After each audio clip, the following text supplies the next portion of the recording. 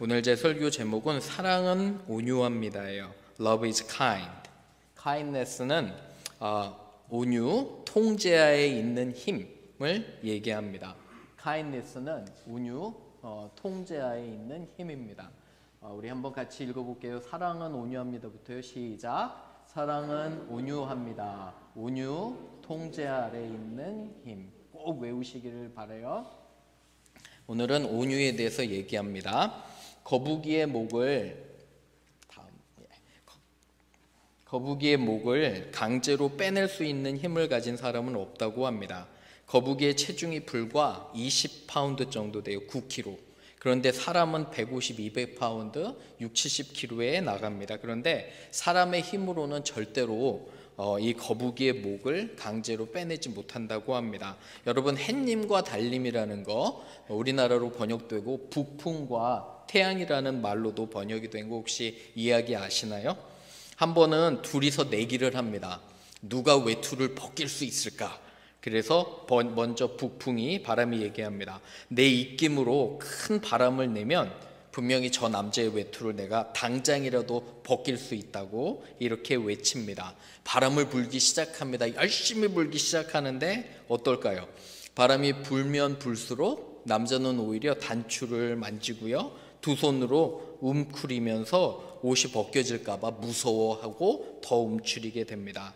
한참을 바람을 불어대도 절대로 이 사람은 외투를 벗지 않습니다. 그런데 반대로 이광경을 보고 있던 햇님이, 태양이 웃으면서 이제 내 차례라고 이렇게 얘기합니다. 그리고 천천히 조금씩 그 햇빛을 이 사람에게 비추기 시작합니다. 시간이 지나요. 조금씩 지났는데 어떻게 됐을까요? 외투를 벗었겠죠. 그죠? 이러한 이야기로 또 우리가 잘 아는 이솝 우화 중에 한 이야기입니다. 한 번은 어떤 유명한 상담가 선생님이 부부가 찾아왔대요. 남편의 정말 결혼 생활의 목적은 내 아내가 나를 존경하는 거였대요. 그래서 결혼 초기부터 큰 목소리로요. 어떻게 하면 부인을 굴복시킬 수 있을까? 나를 존중하게 만들 수 있을까 해서 목소리도 크게 하고 모든 말싸움을 다 이기려고 노력을 했다고 합니다. 그런데 상담가가 이 남편을 한참 듣고 참 한숨을 푹 내쉬더니 그러면 오히려 더 화만 생긴다고, 화병만 생긴다고. 그래서 이 남자한테 가르쳐 준 게 지금부터는 부드러운 말과 행동도 부드럽게 하고, 그리고 아내와 다툴 때는 항상 한번 지라고 한번 져줘보라고 이렇게 조언했다고 합니다. 천천히 남편이 그걸 실행했어요. 말과 행동에서 정말 겸손하게 친절하게 했다고 합니다. 그리고 논쟁이 있을 때마다 상담가 선생님의 그 어드바이스를 기억한 거예요. 그리고 졌다고 해요. 그런데 놀랍게 아내는 점점 더 남편을 어떻게 했을까요? 더 존중하고 존경했다고 합니다. 여러분, 사랑은 뭐예요? 오늘 제목이 온유예요. 그죠? 온유한 것은 보통 겸손함이나 친절함으로 나타나요. 그래서 오늘 세 가지 포인트를 통해서 여러분과 제가 한번 배워보기를 주님의 이름으로 부탁을 드립니다. 첫 번째는 여러분 주보에도 있어요. 사랑은 온유하며예요. 온유는 통제하에 있는 힘입니다. Love is kind and kindness refers to power under control. 우리 1번 한번 읽어볼게요. 시작. 사랑은 온유하며 온유는 통제하에 있는 힘입니다. 아멘. 말씀 보세요. 13장 4절. 사랑은 먼저 지난주에 뭐라고 했죠? 사랑은 어떻게 한다고 했죠? 오래 참고. 오늘은 뭐예요? 온유하며. 여러분, 온유란 말은 겸손, 친절함이라고 했는데 이게 헬라어로 보면 프리우테스라는 말로 여기는 길들여진 말이라는 의미가 있대요. 야생말은 어때요? 거칠어요. 그죠? 컨트롤을 못해요. 누가 등에 타면 야생말은 어떻게 돼요? 떨쳐내려고 안간힘을 쓰잖아요. 그렇죠? 그런데 이 단어, 이 온유라는 단어는 야생말이 잘 길들여져서 힘이 있어요, 없어요? 아직? 있어요. 그죠? 힘은 있는데 어떤 거예요? 완전히 통제하에 돼서 잘 쓸모있게 된다는 거예요. 여러분, 우리는 하나님께서 사랑하는 가족을 주셨잖아요. 아내와 남편, 그죠? 형제 자매들을 주셨는데 여러분 한번 생각해 보세요. 왜 우리는 점점 더 친해지면 막 할까요? 그런 거 한번 생각해 보셨어요? 여러분들은 남편을 사랑한다고 아내를 사랑한다고 결혼했잖아요. 그죠? 근데 왜 손님만큼도 못할까요? 저희 아이들이 어제 둘 다 뉴욕에 돌아갔어요. 그런데 저희 아이들 대학생 됐잖아요. 그죠? 항상 제가 마음속으로 하는 게 정말 손님 대하듯이 해야 돼. 잔소리하면 안 돼. 잔소리하면 다시는 안 올 거야. 그러니까 손님 대하듯이 해야 돼. 얘네들을. 여러분, 제가 손님 대하듯이 하면 눈에 거슬려도 바로 얘기를 해요, 안 해요? 안 하잖아요. 그죠? 그죠? 그런데 왜 우리는 가까우면 가까울수록 막 할지 여러분 그거 한번 생각해 보셨어요? 오래 참고 부드럽고 온유해야 되는 게 주님께서 가르쳐 주신 거예요. 우리 마태복음 한번 읽어볼게요. 마태복음 함께 읽겠습니다. 시작. 수고하고 무거운 짐진 자들아 다 내게로 오라. 내가 너희를 쉬게 하리라. 나는 마음이 온유하고 겸손하니 나의 멍에를 메고 내게 배우라. 그리하면 너의 마음이 쉼을 얻으리라. Come to me all you are weary and burdened and I will give you rest. Take my yoke upon you and learn from me. I am gentle, kind and humble in heart. And you will find rest for your soul. 우리가 주님께 항상 갈 수 있는 길은 그리고 왜 갈 수 있냐면 주님께서는 겸손하시고 온유하셔서 그래요. 아멘. 그죠? 거칠지 않으세요. 우리를 용서하시며 우리를 따뜻하게 받아주시는 예수님을 고백합니다. 여러분 겸손하고 그죠? 겸손하고 친절해야 돼요. 여러분들이 특별히 상사나 아니면은 직장에서 한다면 여러분들이 화를 내잖아요. 절대로 그 사람들은 듣지 않아요. 겉으로는 듣는 것 같잖아요. 앞에서는. 뒤로는 어떻게 할까요? 막 화가 쌓이는 거예요. 안으로는 분노가 쌓이는 거예요. 그런 사람들한테는 기억하셔요. 또 하나는 뭐냐면 성경에 중요한 성경 구절이 있어요. 읽어봅니다. 시작. 온유한 자는 복이 있나니 그들이 땅을 기업으로 받을 것이며. 보세요. 뭐 한대요? 축복이? 땅을 받는데요. 여러분 거칠고 성질 급하고 못된 말을 하면 주위에 사람이 있어요, 없어요? 가만 보세요. 없어요. 그죠? 친절하고 부드럽지만 여러분 예수님이 친절하고 부드럽지만 하나님의 아들이고 강하신 분이에요. 누구보다도 능력이 많으신데 그 능력이 어디에 있어요? 철저하게 하나님의 순종으로 통제가 되는 거예요. 사랑하는 여러분, 하나님께서 여러분들에게 각자 은사를 주셨잖아요. 하나님께서 쓰실 수가 없어요. 여러분들이 화를 내고 그 순간에 폭발하면 철저하게 통제 아래에 있는 여러분과 제가 되기를 주님의 이름으로 축원합니다. 아멘. 두 번째 갈게요. 두 번째는 고난과 어려움을 통해 온유가 형성이 됩니다. 절대 그냥 오는 거 아니에요. Kindness and humility are formed through gentleness, through challenges and difficulties. 2번 읽어볼게요. 시작. 고난과 어려움을 통해 온유가 형성이 됩니다. 여러분 말씀에 이런 말씀이 있어요. 한번 민수기예요. 민수기 한번 읽어볼게요. 시작. 모세가 구스 여자를 취하였더니 그 구스 여자를 취하였으므로 미리암과 아론이 모세를 비방하니라. 그들이 이르되 여호와께서 모세와만 말씀하셨느냐 우리와도 말씀하지 않으셨느냐 하매 여호와께서 이 말을 들으셨더라. 이 사람 모세는 온유함이 지면의 모든 사람보다 더하니라. 모세가 온유했대요. 근데 여러분 기억나세요? 모세가 어떻게 생활했는지 처음 40년은 이집트의 왕자로 자랐어요. 그죠? 가장 좋은 베스트 에듀케이션을 받고 모든 것을 공급받고 지혜롭고 총명했는데 뭐예요? 화를 다스리지 못해요. 그래서 크면서 자기 민족들을 학대하는 이집트 병사를 보고 어떻게 해요? 살인을 저지르게 돼서 도망가잖아요. 그죠?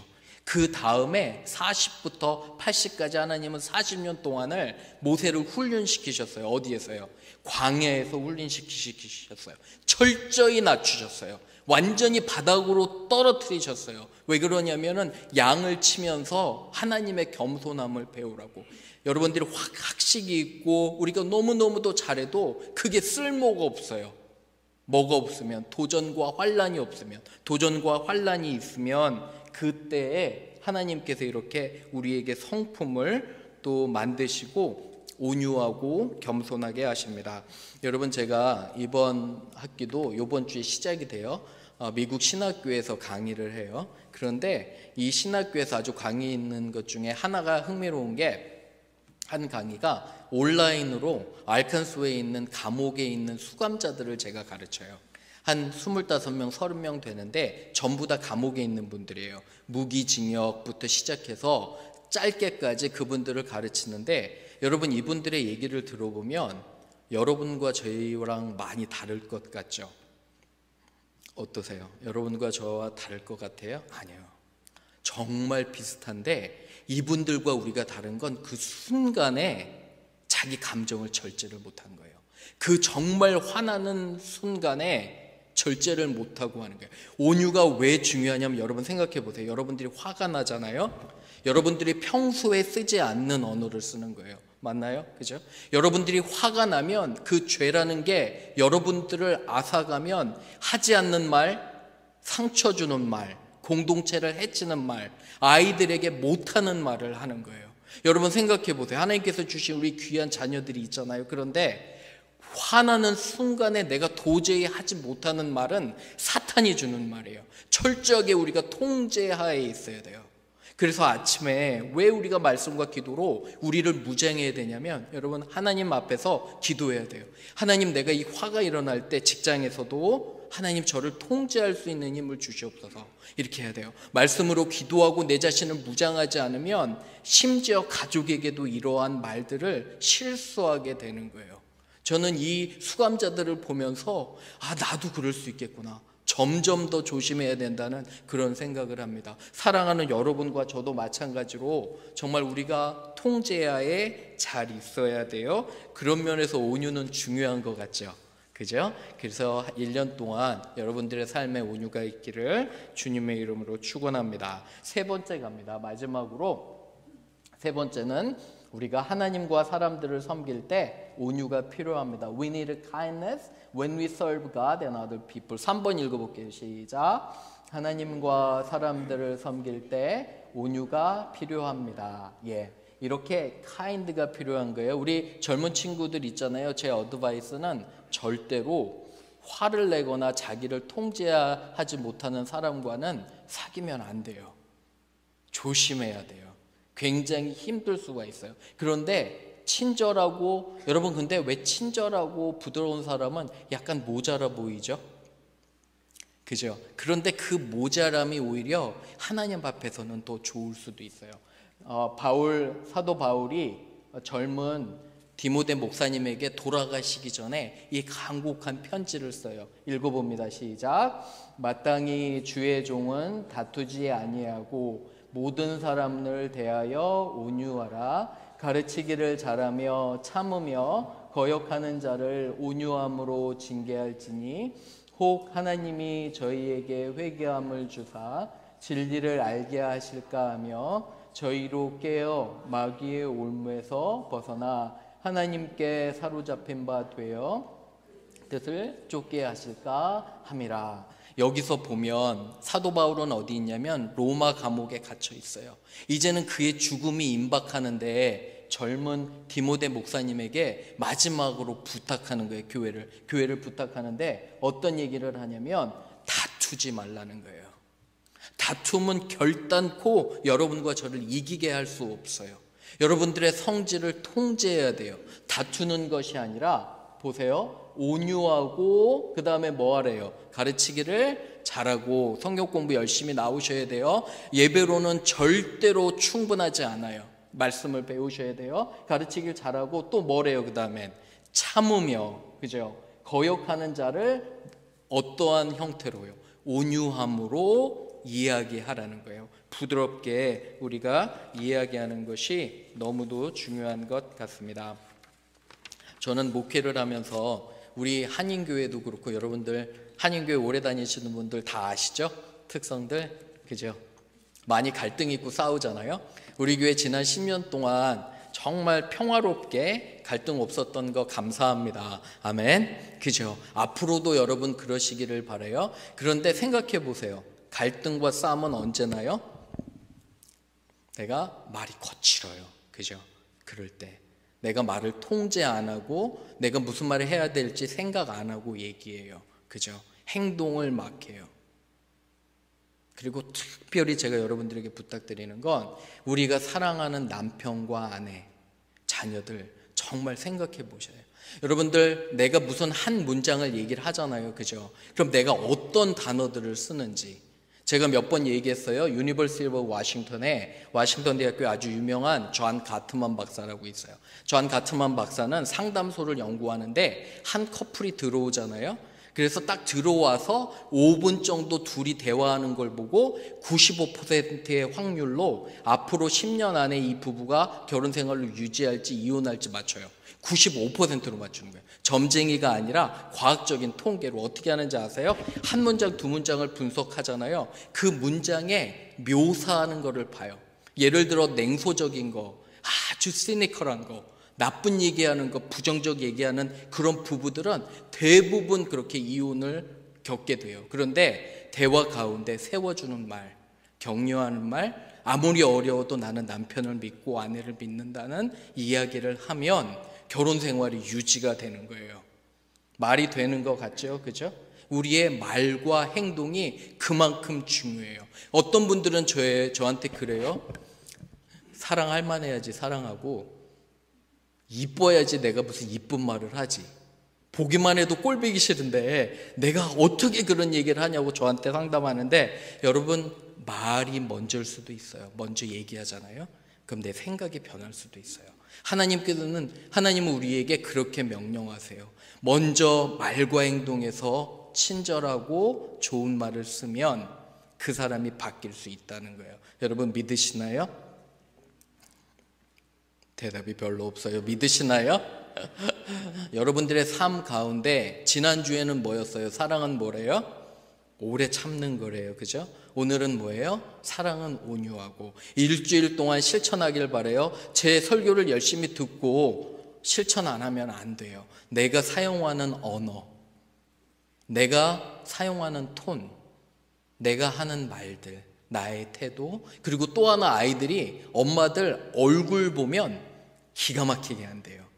엄마의 말하는 게 중요한 게 아니라 엄마의 얼굴을 보고 아이들은 대부분 판단해요. 그래서 성경 공부도 엄마가 행복해야 아이가 행복하다로 잡았어요.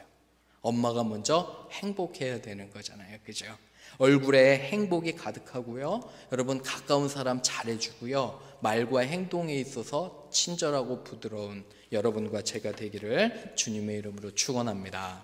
아멘. 우리 같이 기도할게요.